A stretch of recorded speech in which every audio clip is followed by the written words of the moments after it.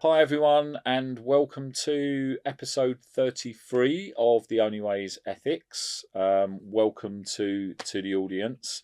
Another great episode and another great guest.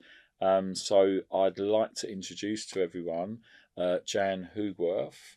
And Jan, if you'd like to sort of again introduce yourself, just to let everyone know who you are. And if you could give us a bit of your background and your journey into digital health, if you could, and then once we've done that, we've got some interesting topics that we'd like to sort of chat about. Great. Yeah, it's quite a long journey. So I'm Jan Hoogewerf, and I am the head of health and care at BCS. Currently, that's the Chartered Institute for IT. And I started off not in any sort of digital role, started off in management in the Okay. NHS Right. long time ago. Mm. I was working with the director of nursing, Okay. and we were putting in a computer system. It was a sort of bean counting system at the time, Right. in a community health services unit. Mm. And when we talked about it, we thought, oh, put in some spreadsheets. That's the way to do it, nice and simple. And then we realised we had sort of 300 odd nurses, we had allied health professionals and so on. It's not going to work. So we started looking for a computer system, and found a computer system, put it in, and I was involved in the sort of putting in of it, connecting up the wires and the modems, that used to make that sort of terrible noise when it was connecting up. So system went in, but there was no user involvement. Right. There was no no safety at that point Yeah. either. Yeah. And it was very much a sort of bean counting system, so it didn't go down terribly well. Things improved. We got faster modems and things like that. But it was quite a few years before the first system went in that was actually sort of person based. Yeah. Where staff could feel that they were getting something back from it, and where people, not patients at that point, but where clinicians, nurses, allied health professionals, were involved in the design of it and the forms and the processes and that sort of thing. We did, as is and to be, Yeah. so on. So things were developing in that way, and then I moved into consultancy, like a lot of people do. Yeah. And I worked at various sort of big consultancies, Touche and Deloitte, and then in smaller sort of NHS focused consultancies. Okay. And what was good about those, and I'm sorry, I missed out a bit because I also worked in the computer department at Charing Cross Hospital. Oh, okay. And that was useful in terms of getting a sense of hospital systems and how they worked, and how they were designed and so on, and issues around that. And in consultancy, I was able to sort of move between different settings. So moved on from there. I'm not quite sure how I got into this, but I met up with somebody from the Department of Health that was doing the single assessment process, Oh, okay. which at the time was called the Red Book, and you had, red folders, and the idea was that social services and health, they all use the same. So that, and that was about computerizing the Red Book. So I did that for a little while, and then that morphed into something called the Common Assessment Framework, which was more digital, and the change agent team were involved in that. And this was the first point at which we had co-production. So we had patients involved in the design of systems, clinicians involved in the design of systems.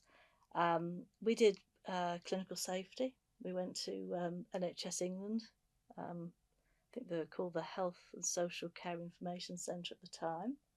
HSCIC. HSCIC.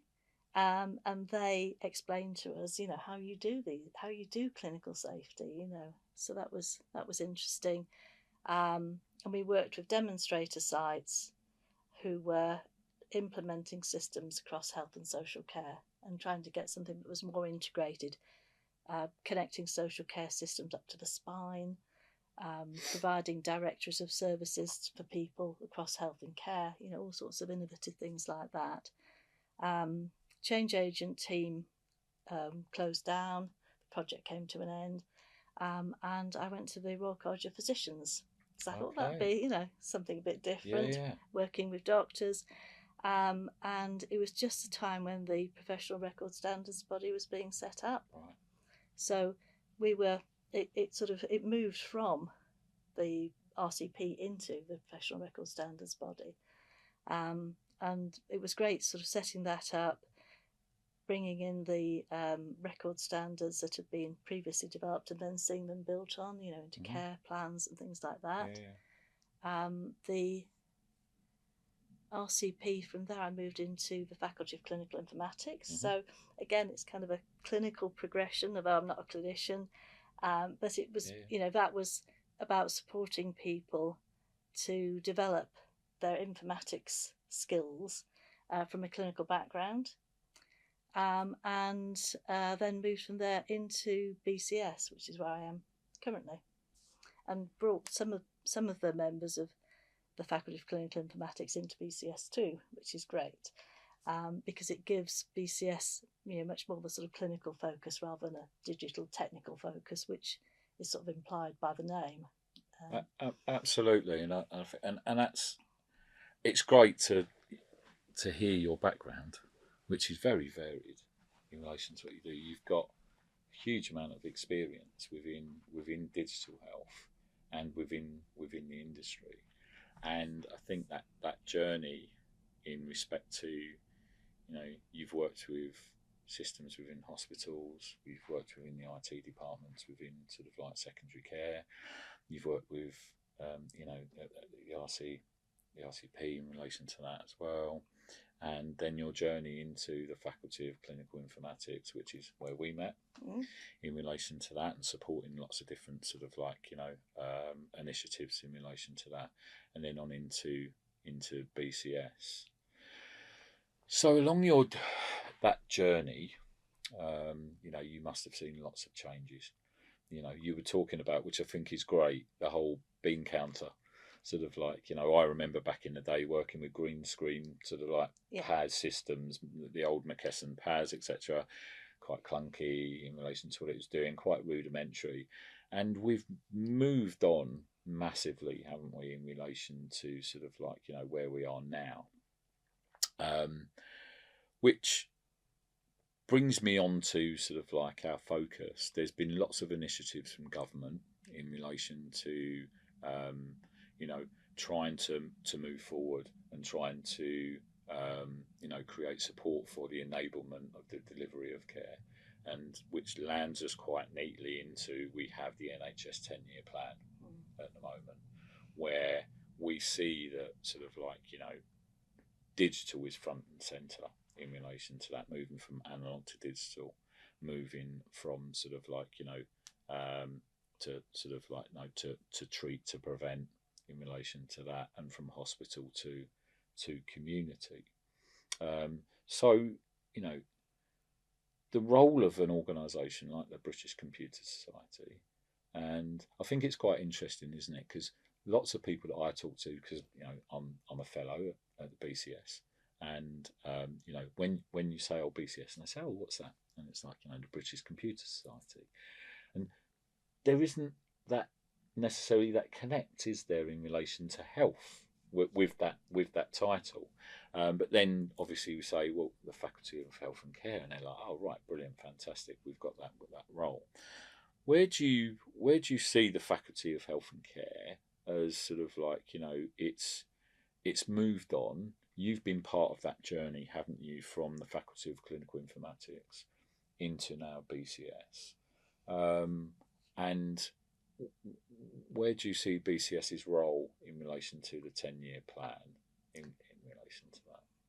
I think it's really important actually for the Faculty of Clinical Informatics, as I said, sort of coming into BCS, because it gives it a breadth that perhaps it didn't have in the past. I mean, we had clinical members and fellows before, but the idea of the Faculty of Clinical Informatics Faculty of Clinical Informatics, Faculty of Health and Care, is bringing that sort of multidisciplinary team together that you need to be able to deliver the 10-year plan. I mean, it's great to see digital sort of within the plan rather than a separate kind of digital plan. That's really important. The Faculty of Health and Care, I mean, our aim is to develop a voice for the profession, but a voice which is informed by the members of who are working in health and care, but also because we have members who work in different industries, there's an opportunity to learn from elsewhere. Absolutely. So Faculty of Health and Care is really important. We have sort of specialist groups who are working in different areas that I think are sort of important for the 10-year plan. So we have an interoperability and standards group that's just setting up. Brilliant. And that's clearly sort of important in terms of integrated care. It's got people in it who have been working in this sphere for years, and there is something about being able to share their experience, the lessons that they've learned, and having a specialist group, which is just basically a sort of a forum where experts, where people who are learning, come together and are able to sort of collaborate. They have events and webinars and things like that enable people to network. So we have specialist groups. We have that specialist group. We have one in healthcare AI, which is another sort of important theme. Absolutely. In the strategy.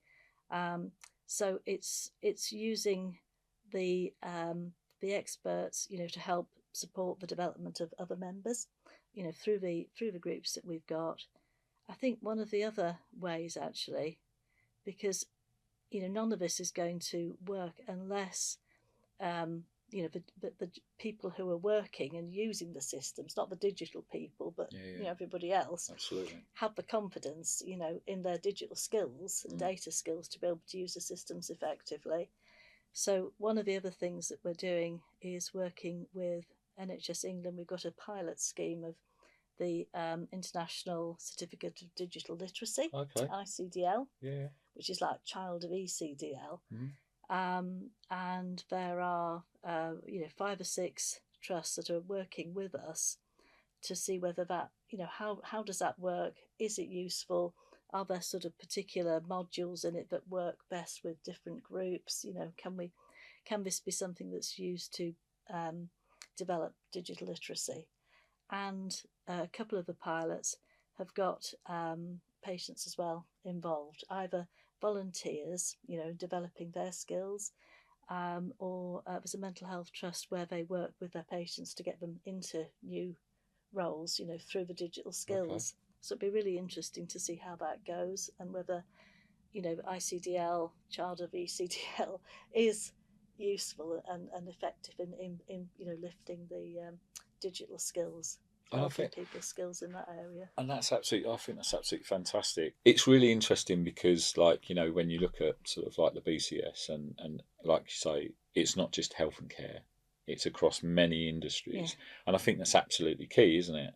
Like you said, it's a community, and you can bring that expertise, that subject matter expertise, that knowledge, that experience from other industries, and we can learn from that in relation to what we're doing. And I think we find it in the regulatory compliance space. I know I sit in the independent sector, but obviously we've got an NHS background, so I've been on both sides of the fence, and I know you have yourself in your experience. And it'd be interesting to get your sort of views in relation to, I've always find it a bit of a struggle in relation to sort of communicating with NHS England sometimes, or with the NHS in relation to trying to break down those barriers between them and us. And I think we're still struggling within the regulatory space. I don't know what your views are in other areas, and it'd be good to get that, because I think we're at the point now, like you said, you've got these initiatives. We're looking at digital literacy. We're looking at sort of like there's a skilled workforce and trying to a digitally skilled workforce in relation to that. The BCS, I think BCS are absolutely like front and centre in relation to some of those initiatives, and it's really important.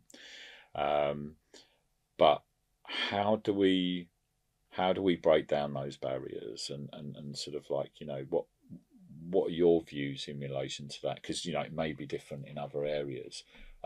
Because, you know, before we started the episode, we sort of spoke about sort of like, look, we all know where NHS England are at the moment. It's very difficult times, and we do really feel for sort of like, you know, what the experience is that the whole workforce is going through at the moment. But in the same breath, we need to move forward, because digital health is going at 100 miles an hour. It's not stopping. It's just getting sort of like in relation to that. Yeah, I mean, it very much sits with provider organisations, doesn't it? You know, in terms of making progress. There's so much sort of uncertainty that's going on at the centre, you know, with reorganisations. I mean, I was in an interesting webinar last week. FEDIP organised it with IRIM, and it was about EPRs, but they had a regional view, a view from ICB and a view from a provider organisation. Okay. Right. And they were talking about the new operating model and a regional role, which was around sort of supporting innovation within the local community. And they've also got a performance management role, so that's quite interesting. But, you know, sort of their role is, I think, you know, from what you could sort of tell, is going to be strengthened. And, you know, they will have this sort of role around innovation, and getting neighbourhoods set up, you know, working with the, you know, new ICB framework around that, and working with providers to bring providers together and to look at scaling innovation across neighbourhoods and across the region. So, I mean, you know, it's early days, hasn't started yet, but you know, that sounds like a change which it sounds less top down and more collaborative. So, you know, hopefully that will help. I mean, it's always been hard for NHS England because there are people who have brilliant ideas, and then things change and then it gets lost. You know, at one point there was an interoperability programme and, you know, a catalogue of standards and things like that would support interoperability. That's now disappeared. You know, things sort of come and go and they don't get taken through. And I think that's one of the difficulties because of those sort of shifting sands, and probably a place where professional bodies like BCS, but, you know, other ones as well, because they kind of continue, can have a role in taking things, you know, longer term. And that's what we're trying to do with the interoperability group, for example. You know, provide a way of keeping the resources that have already been developed and making them available to people so that they don't get lost and people can kind of build on them. And I know, I mean, absolutely. Digital Health do that as well, of course, with you know, with their forum and their resources.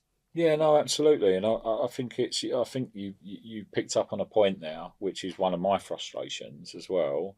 And again, it's the nature of the beast, isn't it, in relation to an ever evolving or changing organisation like the NHS England.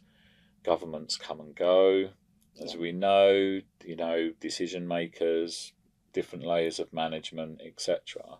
And what that means is that we see, in relation to standards and in relation to some initiatives, and I've been involved in some of those, especially with the digital clinical safety team. I take one, the common user interface guidance that was brought out during the national programme for IT. Set of documentation that I still stand by, we still use in relation to promoting sort of like best practice, because lots of that information still stands the test of time. It does. However, they're archived. Trying to find them is a real nightmare. But I've got all of them, so I share them when we do our clinical safety training in relation to that. But I think it would be really good, because you mentioned sort of like PRSB as well, and you know that lots of great stuff that's been done with sort of like, you know, clinical documentation around sort of like the whole patient journey. from, standardising admission, inpatient, outpatient, discharge summaries, etc., and all of that yes. work. But I don't feel necessarily that our EPR providers and our sort of tend to sometimes pay lip service to some of this sort of these initiatives, and they sort of they don't necessarily pick those up and promote those within sort of the digital representation and moving those forwards, which can be quite frustrating at times because they are best practice. Yeah. I stand by it as a clinician myself. PRSB, we've done some work previously with PRSB, and they do some fantastic work in relation to that. And sometimes I'm like, you sit there and you're like, why are we not just moving forward, and why are we not sort of not? It's very difficult to say mandating some of this stuff, but really pushing it forward and the support from sort of NHS England and some of those sort of areas to actually say this is best practice. Therefore, digital health suppliers and vendors, you should be moving forward with this. No, you're right. And what's odd is that the data standards that have stuck have been the sort of bean counting type data standards. Maternity data set, mental health data set, those all sorts these of things. data sets, they stick. Yeah. But why don't the things that are actually sort of clinically useful, useful for patients, don't? I mean, with the PRSB standards, they had patient clinician involvement in them. Absolutely. They've been they're sort of tried and they're trusted by people because they've got that sort of engagement. But I think there's a few things. One is turning those standards into technical standards, and somehow the development of those kind of stopped short before there was a sort of technical instantiation of them. Technical implementation guidance lacking and stuff like that. So I think that's partly it. But there are lots of data standards out there that are there. You can sort of take off the shelf as a digital meds standards. For the sort of common medication record. There's a discharge summary standards. They're there. But they're not there in a way that it's easy to find them, easy to reference them in a procurement, type situation. So I think it's those sorts of things. It's making it simpler and clearer for people to sort of pick them up and use, and not lose those things like you were saying, like the common user interface, the NPSA guidance on meds. The sort of things that are just there, just there to use, and have stood the test of time as well. Some of these standards, and you're absolutely right. It would be really good to see, because I know when the CUI guidance were sort of archived and the decision was made not to move them forward, and I know why that decision was made, because of resourcing, and because of there wasn't the sort of the resourcing or the finance, the funding to continue those. But there was a piece of work that had started around mobile technologies and some sort of advice and guidance around that. I know there have been some talks around those coming back, and that's a real positive for me, and it'd be really good to sort of see that. And I think organisations like BCS, FEDIP, and those, I think it'd be really good to see sort of if maybe we can sort of support some of those, because I think you're absolutely right at the moment. I think it's the duty of the independent sector now, and for NHS England in 2026, and I've spoken about this before on other sort of podcast episodes, is that we all need to come together. We need to play together. We need to collaborate. We need to stop being stuffy in our little silos. And I'm not saying that that's so I'm generalising in relation to that, because there are lots of us that do sort of collaborate. But you've got, BCS, you've got FedIp, you've got Tech UK, you've got Yeah. all of these sort of like, you know, these bodies that are very influential and have lots of, the networks are absolutely huge in Yeah. relation to that. And I think we need to, I don't know what all the answers no, you're are. absolutely right. You're absolutely right. And we can only do it if we do collaborate. Yeah, absolutely. I mean, one of the, I think it's Sparked in Australia, you know, is doing similar stuff around standards, Okay. but it's co-produced standards. So, you know, there's patients, clinicians, suppliers, standards bodies, professional bodies, all involved in that. It's funded, I think, by either the Australian government or one of their states. Okay. And you know, they're publishing good stuff, and but in a collaborative way. Yeah. Because you know, if you hadn't got suppliers on board at the start, then you know it's kind of not invented here. If you haven't got patients, it's not patient centred. You've got to have clinicians so that it works for in terms of care pathways and stuff. You know, you can't do it without bringing everybody together. And if you don't bring them together from the start, then they're not engaged, and you know it's not invented here and all that sort of thing. So yeah, that's. And I think in a way the PRSB were sort of, you know, they were providing a good sort of core group because they were bringing together, and I'm not sure what's kind of happening to them now, but they brought that sort of group together. Yeah, it's a real shame for, and I don't know, just for the audience is that PRSB are sort of, they lost some funding, didn't they, in relation to sort of like, you know, their support. I don't know where that's at the moment in relation to that, but let's hope that carries forward and they don't sort of like, you know, they are still around as a body and get that recognition, because they've done some absolutely fantastic work. And I think the first real positive that I'm seeing this year in relation to some of the regulations and sort of like, you know, we have to talk about artificial intelligence. You know, we can't not really, because it's absolutely everywhere.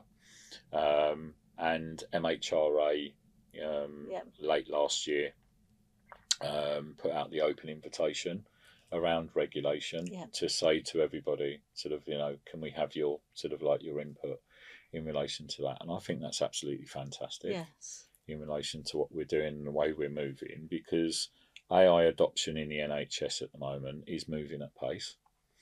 Some say too quickly at the moment, because we can't keep up. The regulation can't keep up. Regulations can't keep up. They're not moving quick enough. We've seen this week, well, just recently, again, you talk about Australia and what they're doing, and they are absolutely sort of like on point in relation to saying that, you know, any AI technology has to meet regulations, otherwise it just will not go in. We see the EU AI Act is mandated now, and that if you are an AI sort of like device, you've really got to justify if you're just a class 1 in relation to that, and you've got to really have the sort of like the justification and the evidence to say why you think you're just a class 1 and don't need to have notified body involvement in relation to that. And that's really difficult because most are class 2A. I sit firmly in the class 2A camp because I work in the space and I can see the whole dangers in relation to that. But I think we are seeing some positives, but where does BCS sit in relation to sort of like support for AI and in that space? So I mean, we responded to the call for evidence, and had so the clinical risk management team and the AI healthcare team and various other sort of experts from BCS got together and put in a response, and it's, you know, very much along the lines that you were saying. You know, it's about the risk, and the regulation needs to be proportionate to the risk that's involved, and you can't get away from that if it's going to be safe for people to use. And the other thing is, yes, you've got the sort of, you know, the pre-deployment assessment, but it's also important where it's something that's learning, but you've got that post implementation monitoring that sort of continues beyond that. Absolutely. And it's the same as any other system, isn't it? It's having the sort of the DCB 129, the DCB 160, and having that approach in place. You're assessing the risks, you're mitigating them. One of the other things I think is identifying the responsibility as well. What sits with the manufacturer or the supplier. What sits with the implementer, and then what liability might remain with the the clinician, the user who was using it within the sort of the constraints of what it was, the purpose it was designed for, that kind of thing. Yeah, very interesting talking about that. And I think that whole piece, isn't it, is around accountability, which is a real tough one in relation to that whole discussion. Yes. Because I think with artificial intelligence and those technologies becoming sort of like more apparent and used within healthcare, you've mentioned, there's a proportion of accountability with the patient and with the user, with the health organisation, with the supplier.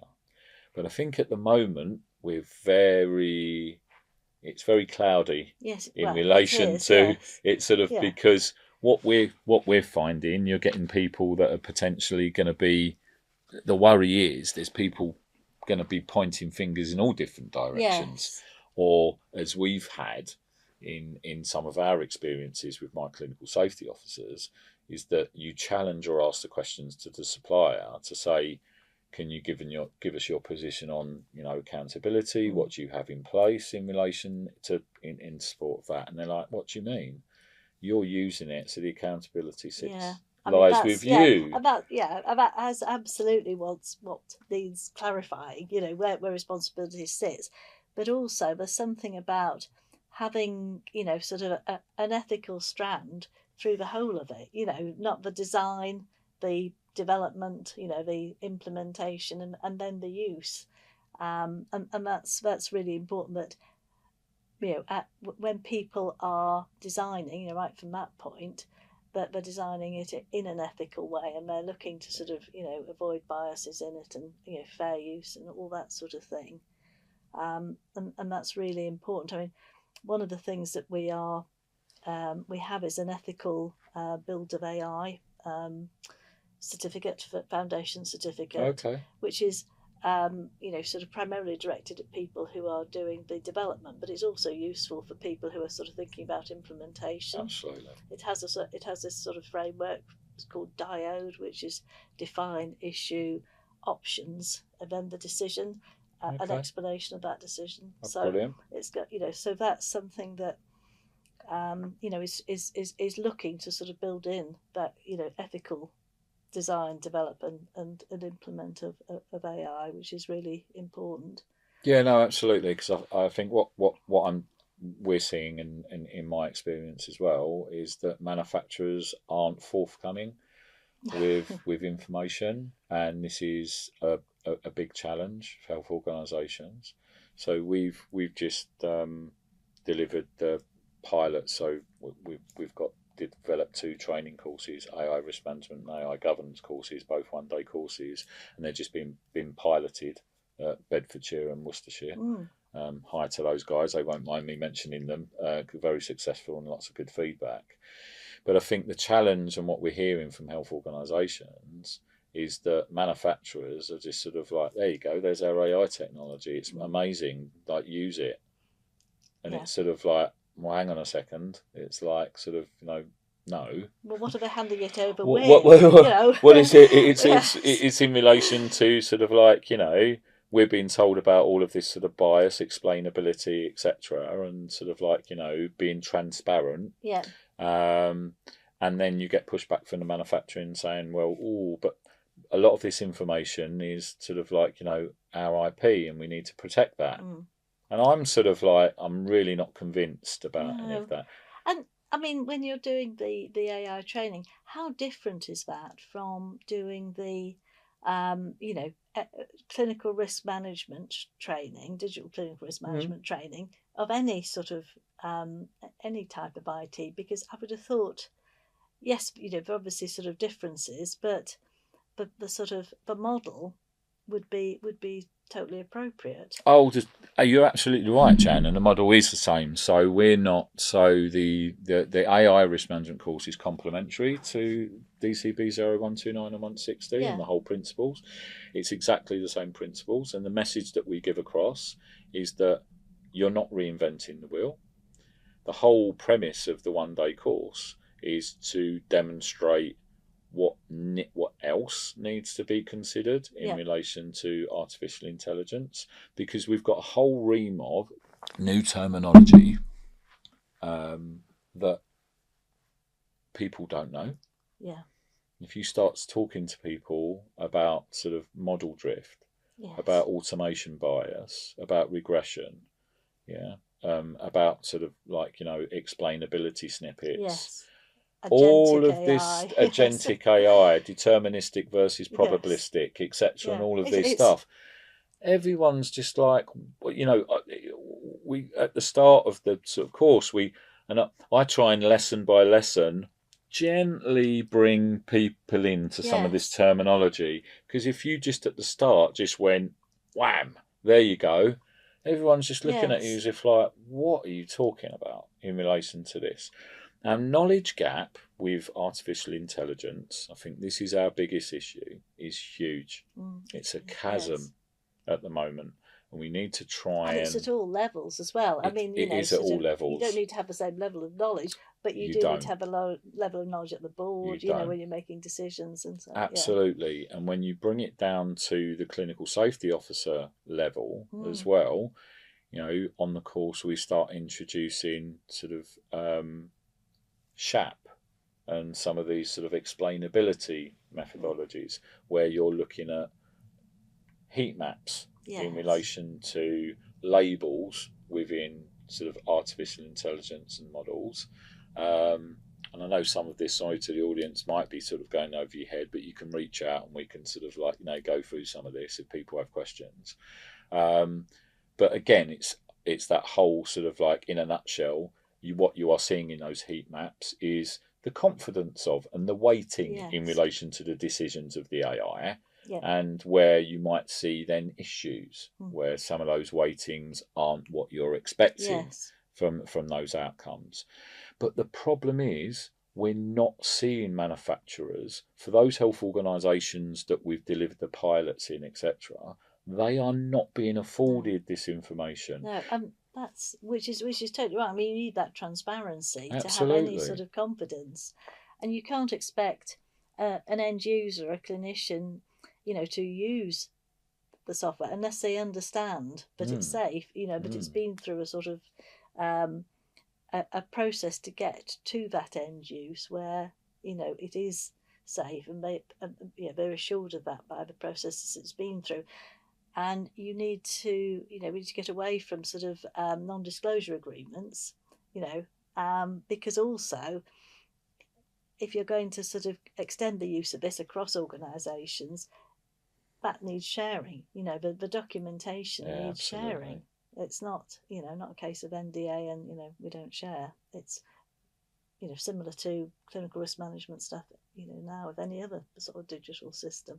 It needs to be just as transparent in relation to what we're doing, and sticking with that AI theme just for a bit longer.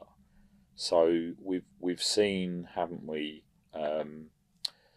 the AVT sort of notification come out from NHS England. So actually, sorry, just before you go on to that, absolutely. Sorry, one thing I really wanted to mention was that that across government there is this isn't just a sort of an NHS thing, and there's a symposium next week that is organised by HMRC, and it brings together all the government departments, including Department of Health, looking at a requirement for people who work in AI to be professionally registered, so that they're working to a code of conduct and they're working to some standards around capability. So don't know where that's going to go to, Right. but it's across government. So that's, and if that's a requirement in public sector AI, Yes. and it would obviously be, sort of something that they might require of their suppliers and their contractors. So I think that's a really big thing. So we talk about it in health, but there are similar concerns right across government. And I think you're absolutely right. It's a common theme. And thank you for mentioning that, because it's something that came up in our training when we were looking at AI governance. And when you deliver these courses and you're giving people what good looks like in relation to, your experience as an SME in that space. Look, we're all learning in AI still, Yes. I'm not convinced by anyone that goes out there and says, I know the way of the world and how it should be for everything in relation to AI. Because I'm like, well, how can you? Because we haven't done it yet. No. We're with anger. So we don't have the statistics and we don't have the knowledge base in relation to that. I think the most mature systems that we see out there are our diagnostic systems because they've been around for a lot longer. So those imagery and those recognition tools, they've been around for quite a while now. So I think people do have confidence, more confidence with a lot of those diagnostic systems than they do with any other type of artificial intelligence. But you're absolutely right. We need, because questions that were coming back from some of the top management people that I've had in the is well, those AI roles, what do they look like? But they're looking to sort of like me asking the question to me, which is fine, and I can give sort of like information in relation to that whole regulatory space, etc., and things like that. But I think the whole technical side of it, when we're talking about a lot of this different terminology, I think health organisations need to sort of like realise now, and some of them, look, we've got different levels of maturity at the moment, and the landscape is very varied and always has been in relation to the whole regulations and the expertise. But I think quite quickly, I think it's absolutely fantastic. You say there is this sort of like, this forum, this sort of like happening, because we need to address where are the experts, where is the knowledge base, where is the confidence across many organisations to say, okay, we're all deploying artificial intelligence, but where in your organisation are the people that are going to support this in relation to that? True.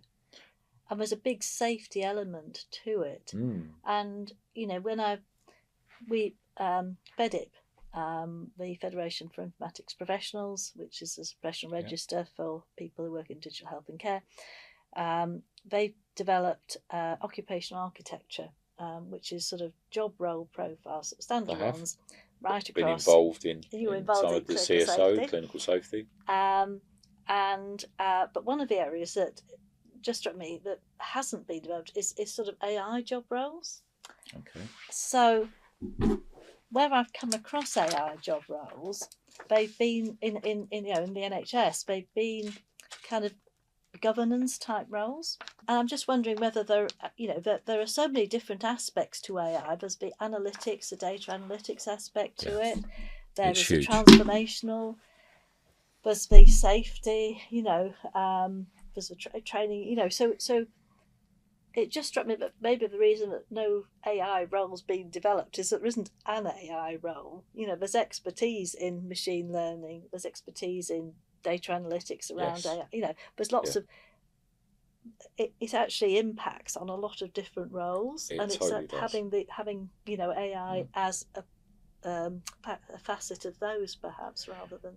Interesting you talking about that, because we were also mentioning on the course when people were talking about sort of who does this, and I mentioned that maybe it isn't necessarily. We will see specific roles and coming out of this, but it's going to take time. Yes. It's not just an overnight thing. All of a sudden you've got an AI sort of expert in your organisation, and like you said, it's not one role. There's a number of different sort of like roles in relation to that. But interestingly, someone said yesterday that those people that sit in the sort of like in the data governance, those those people that are experts in data and in the sort of like, you know, the flow of data, the recording of data, you know, the behaviour of data, etc. Yes. All of those roles, I think they're almost the perfect fit in relation to sort of like, you know, maturing into that AI space. Yes. Because as we know, AI is all around data, isn't it? Yeah, in no, relation you're to what we're right. doing. You're right, but a really big aspect. Yeah, that's true. Yeah. I'm also thinking that it's only when you've kind of gone through it, you know, as a clinician, if you're, you know, some of the clinicians that work in the diagnostic area have got a really good understanding of the, you know, the risks and safety stuff, of the implementation issues, of, you know, kind of getting and training and so on. So, you know, it's those sorts of skills. We had a webinar that Ridian Bramley from the Christie did on the experience that they had of implementing diagnostics in the trust. Okay. And that was brilliant because he was totally frank about, you know, the sort of the learnings from it. And it is, there are so many different aspects to it that you have to get right. And there are still some open questions as well, you know, like whether you, you know, whether the AI is applied before the clinician makes a decision or afterwards, because it's obviously more efficient to do it before, but then there's a chance of automation bias, you know, of the clinician missing something. So, you know, even in diagnostics where it's been in place for quite a long time, you know, working well, there are still some questions. There's lots of questions, and I think, you know, we could spend all day talking about Jan, talking about AI, but I know just my last sort of like piece in relation to AI, and interestingly, it was something that came up when I did my DTAC presentation at the BCS conference, and we had the presentations, some fantastic presentations from different sort of like clinicians around. You know, doctors and different sort of like, you know, projects that they'd done, etc. And there was a talk of cognitive offloading in relation to AI, and in relation to that. And I think that's a big worry within the sector, is that, you know, when we write things down or when we type down, we are taking that information in.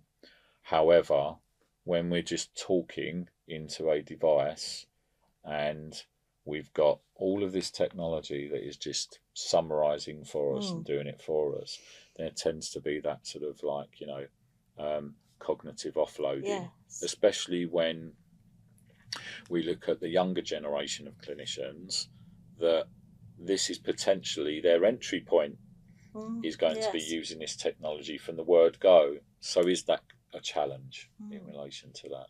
I mean, I'm sure it must be. And it was interesting because at that conference, there was a chap from Code, you know, the Southwest Region's AI lab, you know, who was talking about that and about, you know, sort of the need to, well, there's all sorts of risks, aren't there, around sort of, you know, the kind of the editor role rather than the creation role that you've got. But also sort of the importance of reviewing something on a timely basis, because, you know, you sort of, if you've got consultations all morning and then you come back to it at the end, you know, how are you going to know whether this was something that the patient was describing as symptoms or a possibility, or, you know, and has the AI got it wrong or not? So there's you know, sort of, there's things like that where, you know, in terms of the working practice, it's not quite in place yet, you know, and you need to have a, you know, the way in which it works has to work so that there is that opportunity, which might mean, you know, that you're having to change your working practice for benefits, because you're not having, you know, there are lots of sort of benefits in terms of being able to talk to the patient and not have to sort of be typing at the same time and checking. So, you know, but it means you've actually fundamentally got to change the way in which you work, and it's no good just kind of trying to shoehorn it in and then the training around it. No, you're absolutely right, and we already spoke about the AI moving faster than sort of like regulation, but it's also moving faster than the clinician. Yes. Because it can do so much more a lot quicker. But then if you've got a human in the loop to have to go back, like you said, at the end of the day, and then the recognition and the sort of like coming back to that whole sort of like that recall in relation to that, if you're checking through all of that information again, that takes a hell of a lot of time to do that. We haven't cracked that. No, we haven't. No, in relation to that.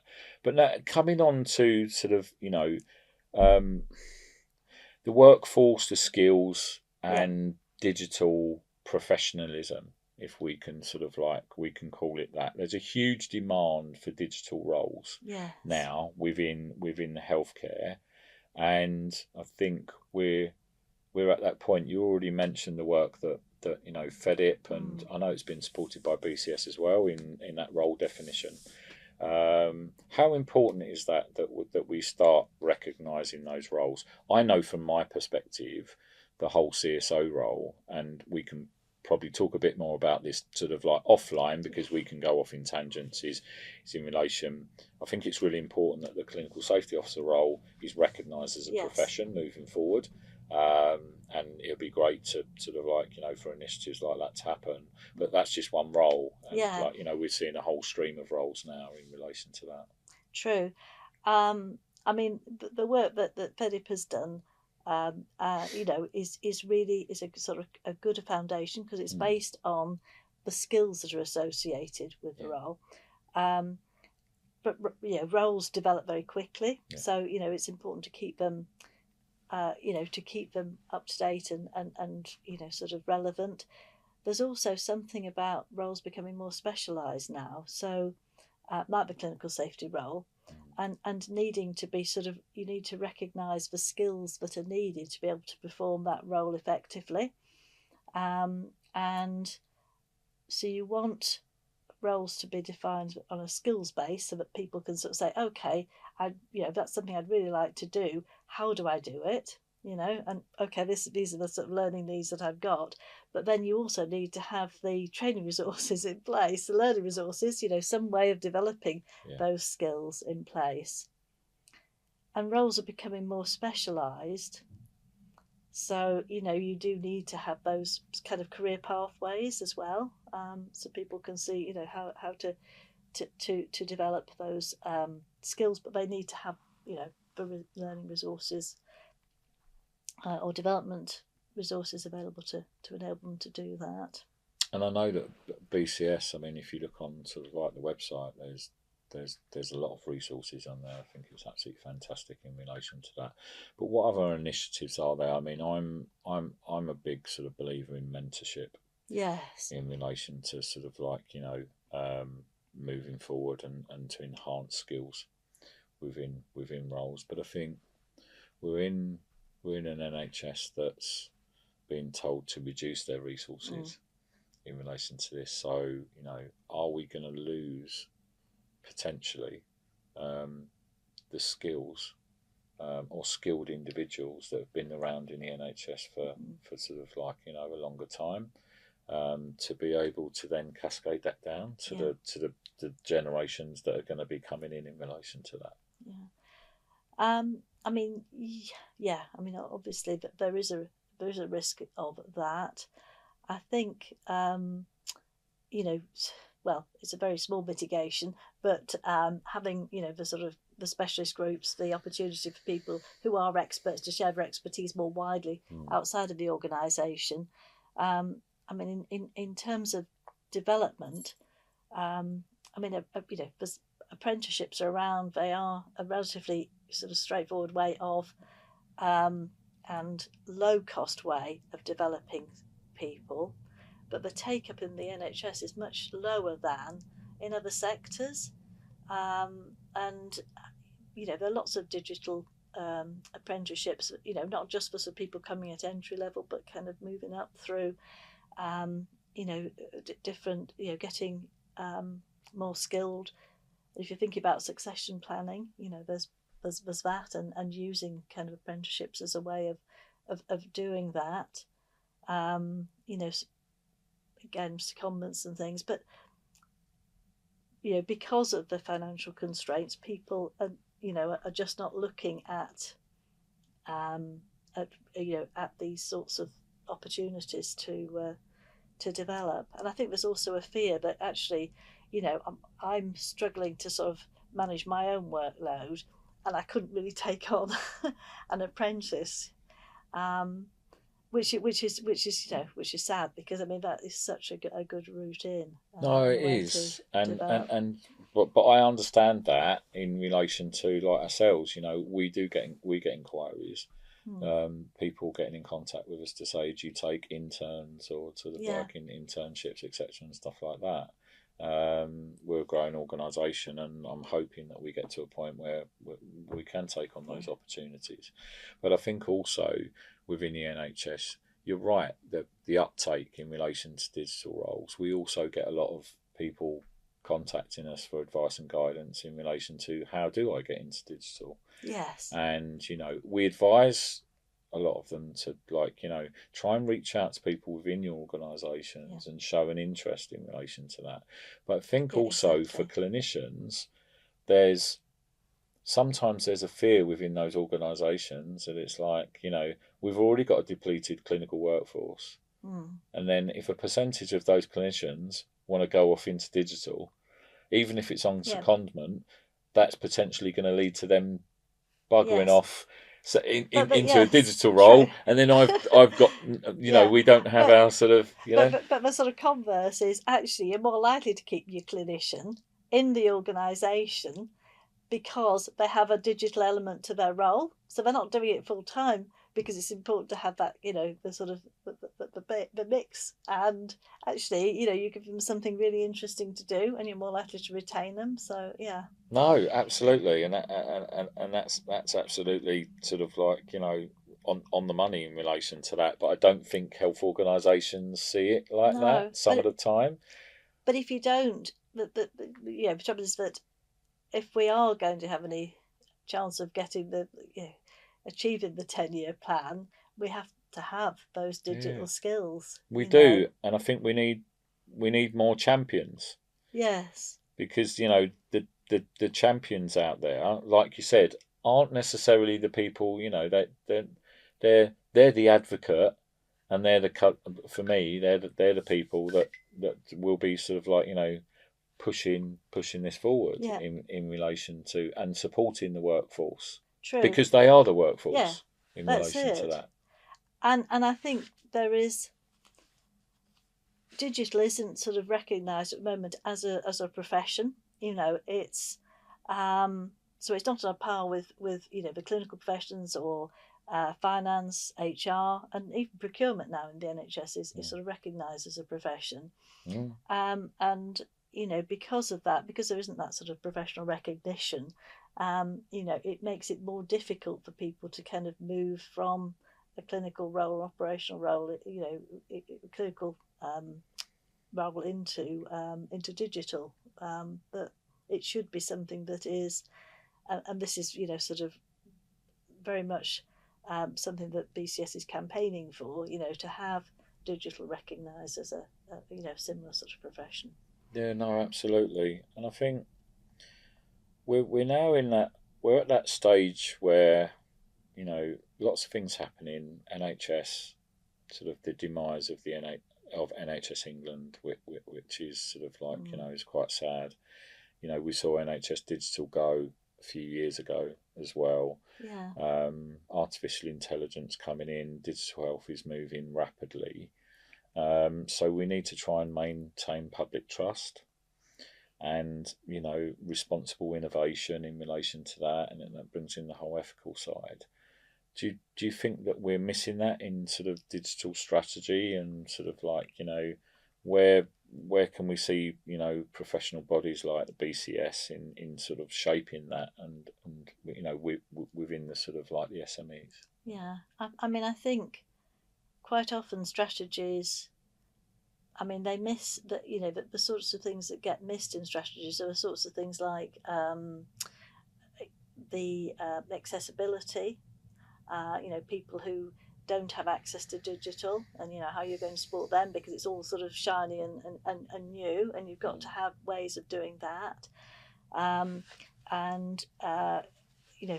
in kind of in that area, BCS is part of a Digital Poverty Alliance, that is where the aim is to reduce digital poverty, cut it out by 2030. Yeah, which is an aspiration. But yes, I mean, that's an area that in terms of strategy quite often gets missed.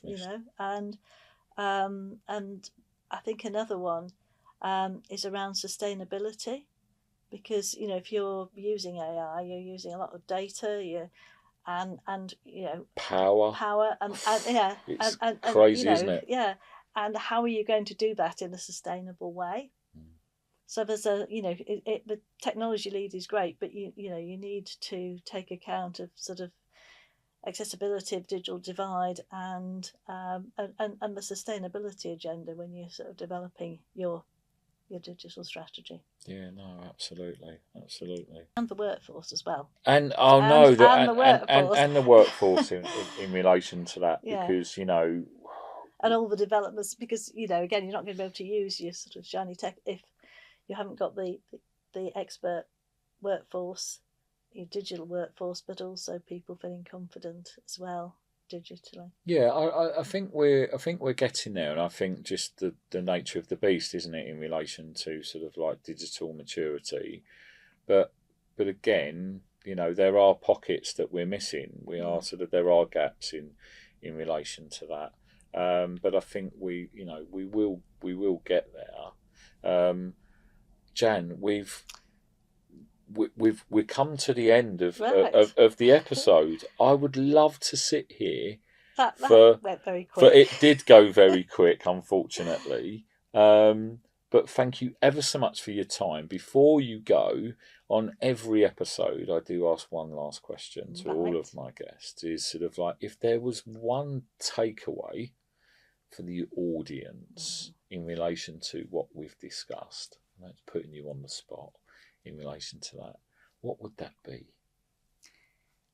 I think it's the importance of developing digital skills, and that's not just in the digital workforce, but just generally, and that applies at schools, it applies colleges, people coming through university. And all the way through, it's an ongoing sort of learning. So I think that's the important thing, and developing and supporting those skills. Absolutely, and I think that's absolutely key to the success of digital transformation and where we're going in relation to that. Jan, thank you ever so much for your time, and thank you for joining us on this episode of The Only Way is Ethics. And thank you to the audience as well for listening. Thank you. Thanks a lot. Thank you. That's been really interesting. And I've come all the way from Essex to talk about ethics. There you go. Brilliant. That's absolutely fantastic. Jan, thank you ever so much. Thanks to our audience, and please join us again for our next episode of The Only Way is Ethics. And thank you again.